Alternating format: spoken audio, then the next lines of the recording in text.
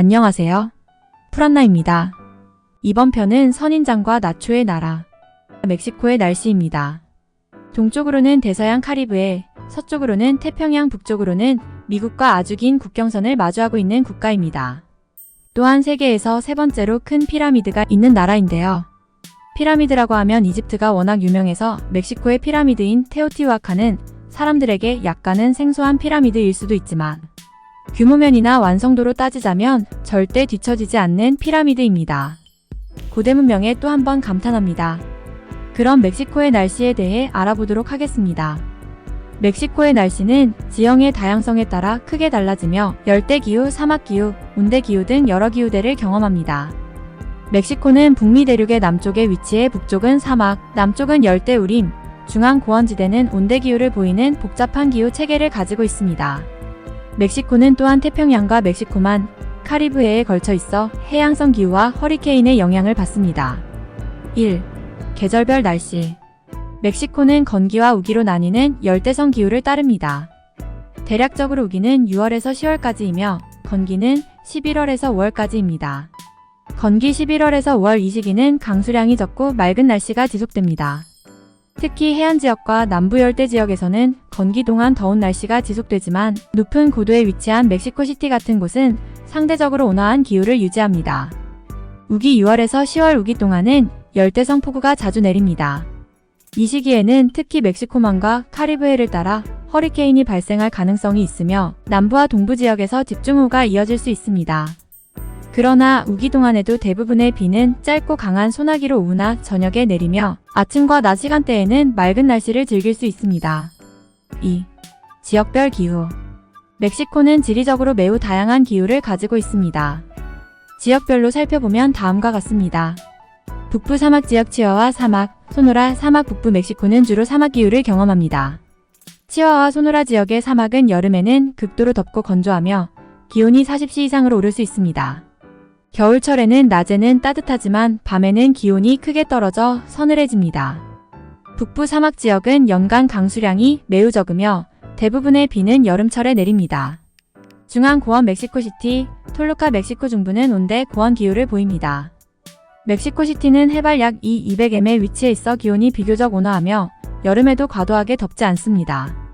연평균 기온은 약 12도에서 18도이며 겨울에는 기온이 더 내려가지만 영하로 떨어지는 일은 드뭅니다. 이 지역은 우기 동안 강수량이 많아지며 건기에는 매우 건조합니다. 멕시코시티의 낮과 밤의 기온차는 크고 고도가 높아 기온이 서늘한 편입니다. 남부 열대지역 치아파스, 유카탄 반도 남부 멕시코는 열대기후를 가지고 있으며 이 지역은 연중 따뜻하고 우기 동안 강한 폭우가 내립니다. 유카탄 반도와 치아파스는 열대성 폭우와 허리케인의 영향을 받을 수 있으며 여름에는 습하고 더운 날씨가 이어집니다.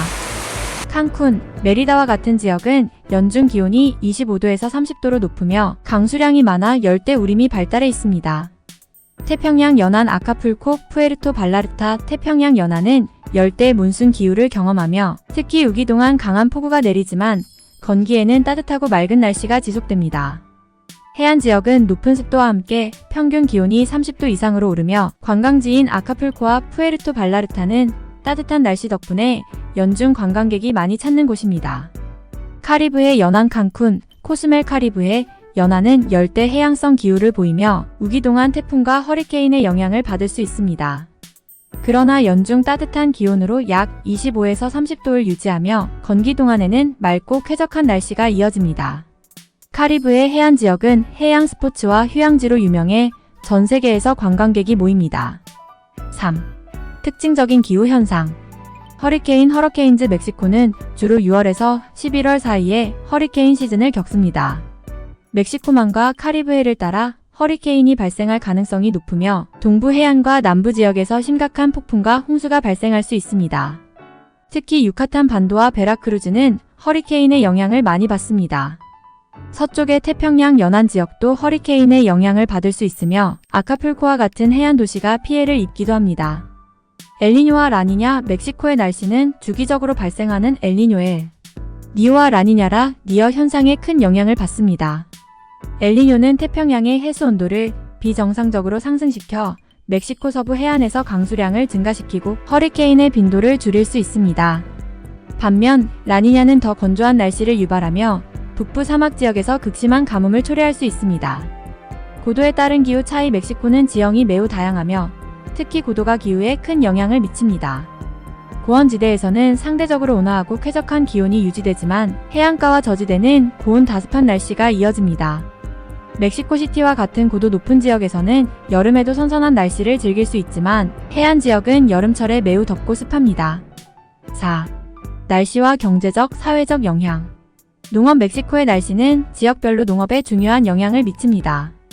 북부 지역은 건조한 기후로 인해 관계 농업이 필수적이며 주로 목축업이 이루어집니다. 중앙 고원지대는 온화한 기후 덕분에 곡물 재배가 활발하며 남부와 동부 열대 지역은 커피, 설탕, 열대 과일 등을 생산하는 데 적합합니다. 그러나 허리케인과 가뭄은 농업에 큰 피해를 줄 수 있습니다. 관광 멕시코의 날씨는 관광업에 매우 중요한 역할을 합니다. 특히 건기 동안의 맑고 따뜻한 날씨는 해변 리조트와 고대 유적지 방문을 위한 이상적인 조건을 제공합니다. 칸쿤, 푸에르토 발라르타, 카보산 루카스 같은 해변, 휴양지는 연중 따뜻한 날씨 덕분에 세계 각지에서 관광객이 몰립니다. 반면 허리케인 시즌 동안은 폭풍으로 인해 관광산업에 타격을 입을 수 있습니다.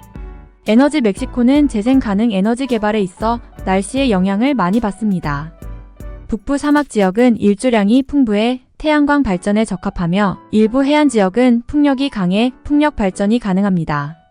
멕시코의 날씨는 지리적 다양성 덕분에 지역별로 크게 달라지며 이는 경제, 사회적 활동에 다양한 영향을 미칩니다. 멕시코는 미국과 접해 있는 국가이다 보니 마약과 관련된 영화가 많습니다. 저 또한 즐겨보는 미드와 영화의 단골 소재 중 하나입니다. 이번 편은 멕시코의 날씨에 대해서 알아보았습니다. 지금까지 풀안나였습니다. 감사합니다.